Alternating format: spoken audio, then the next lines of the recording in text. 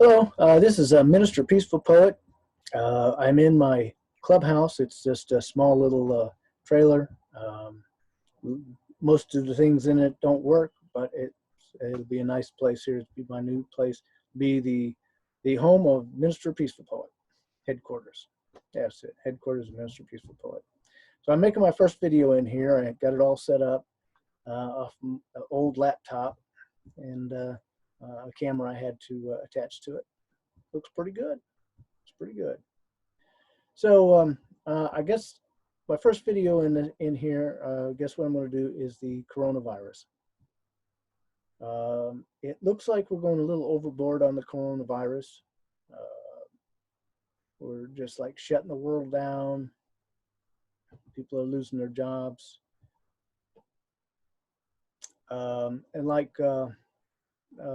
Trump said, you know, one year 100,000 people died of the flu, you know, so and so far here, but we've had like, we might reach 6,000 deaths here soon. But I don't think we're going too overboard on this. I think we're doing exactly what we need to do. I think this is a bigger thing than we realize. Now, it may be true that if you get the coronavirus, you might just sneeze a couple times and that will be it. That's all you'll ever see or know of it. Or you could get sick and not even know that you're sick. But this is a kind of a strange virus, and most viruses, when you get that virus, you'll never get it again. Your body becomes immune to it. That's it.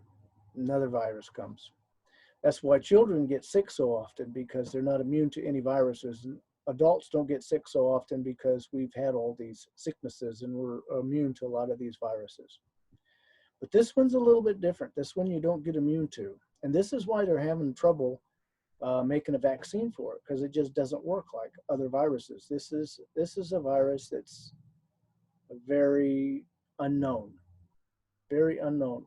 It's never that I know of, has never happened before. There's never been a virus that you can get again and again and again and again.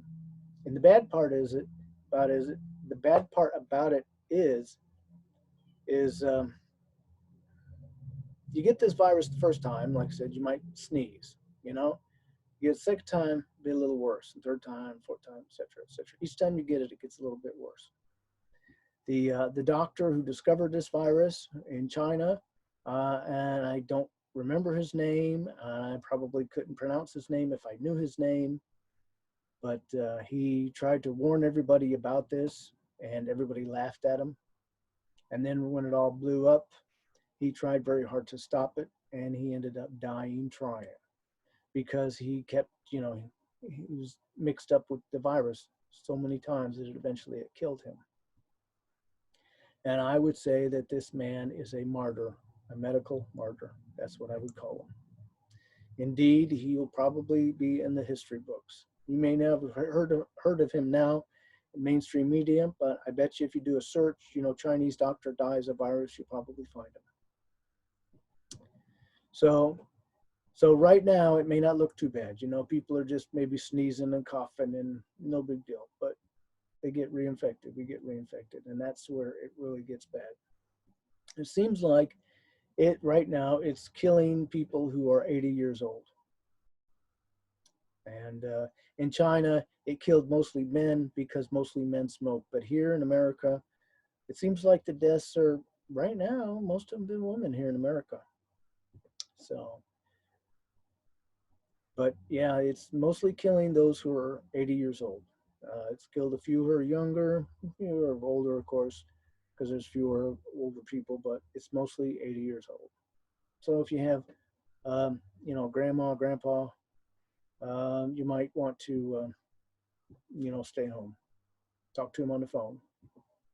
Talk to them on the phone, and visit with them online. Thank goodness we have this online.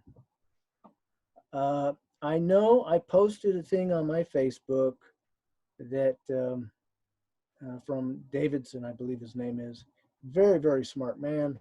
Very, very smart man. And according to him, this is nothing but nonsense. It is nothing. It's just a big blow up. But this man is an expert on sunspots. He's not a medical expert. So I would think that this is going to blow up. That's my opinion on this. This is going to blow up. Every 100 years we have a pandemic. The last pandemic we had was in 1918, and that was 2 years early. Normally it comes 20, like 2020. The one before that was 1820, and et cetera, et cetera.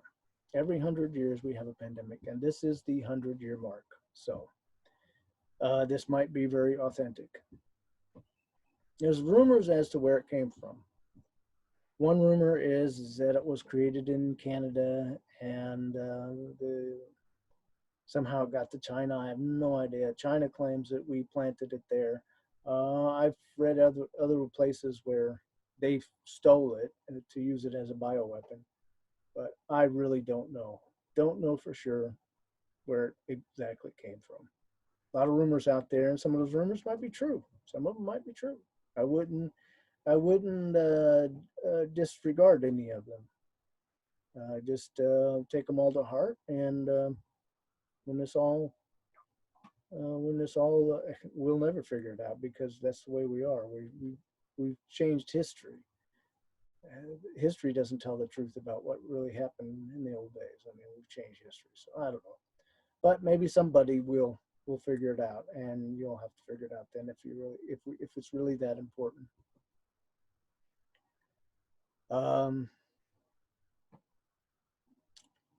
So, yeah, I think we're doing everything right. You know, Trump did say that the flu killed 100,000 people, and um, this here pandemic, only 6,000 people. But we have to realize that we get reinfected, and that's why everybody's going crazy. Um, the toilet paper. Okay, you don't need to be going crazy on buying toilet paper. That's nuts. The flu causes uh, diarrhea, but not the coronavirus. I'm just going to put that right out there. Okay, so if you have diarrhea, you're good. Don't worry, you don't have the coronavirus. Okay, you don't have to. I did buy some extra toilet paper simply because everybody was going crazy, and like Walmart's run out of it. And so, my wife would be very upset if we ran out of toilet paper. So, but let's not go crazy. Masks don't really work that well. I mean, they help, maybe. They don't really work that well. The only thing that a mask does is prevent you from touching your face, but you're going to touch the mask and you're going to take the mask off and you're not going to keep it on. Um, if you're sick, you should wear the mask. And that's the only reason why you should really need to wear the mask. Or if you're a medical profession working with those who have the virus, because you don't want to catch it, of course. If you know that you're around people who have the virus, then it might be a good idea. But yeah, it's a little overboard there. People are actually have been known to go into emergency rooms and steal stacks of masks, and that's really stupid. It's really stupid. To anybody out there who has lost your job because of this thing, I really, I hope that you get assistance soon, and I'm glad that Congress has passed something. There first 8 billion for the coronavirus to help stop it, and now 10 billion to assist those who might have lost their jobs and stuff. I think that's excellent. And maybe, I've been thinking this, but it probably won't happen. But I've been thinking it, maybe if all of us think it, it might happen. Who knows?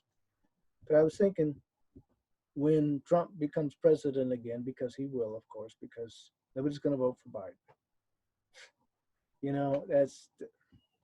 It's like they intentionally want to burn down the Democratic Party. Intentionally. I mean, this is nuts, but we all know this. You're probably tired of hearing about it, so I'm not going to discuss that any further because we all know. But this is what I was hoping, that when Trump gets reelected, that he might decide, to make himself look better, you know, to choose Tulsi Gabbard to be his Secretary of State or Secretary of Defense, and she would then be in a position to uh, compact our military some, and maybe the 18 billion that we've just wasted on this coronavirus, she could get it out of the defense budget. Yeah, and then it'll all be good. It'll all be good. That would be really excellent. Of course, it won't happen, but we can hope, right? We can think about it. Hey, yeah, I dream all the time. That's what I do, and I got a hell of an imagination too. I a couple days ago, I was on the way to the grocery store to get cat food and stuff, and I'm listening to this program about the coronavirus, and I get to the grocery store and I walk in there, and I'm like, I'm real careful not to be close to anybody, and I'm real careful not to touch anything. I'm just paranoid as hell. And then as I'm leaving, I start feeling hot and I start getting a headache, and I'm like, you're making yourself sick. You're doing this, and I'm fine. I get home, I'm fine. Yeah, my imagination is pretty strong. I'm a poet, and that's what we do. We imagine things, and it'd be nice if our imaginations would come true. That would be great. We would live in a much better world, much better world. Anyways, so this is my first video from my new headquarters.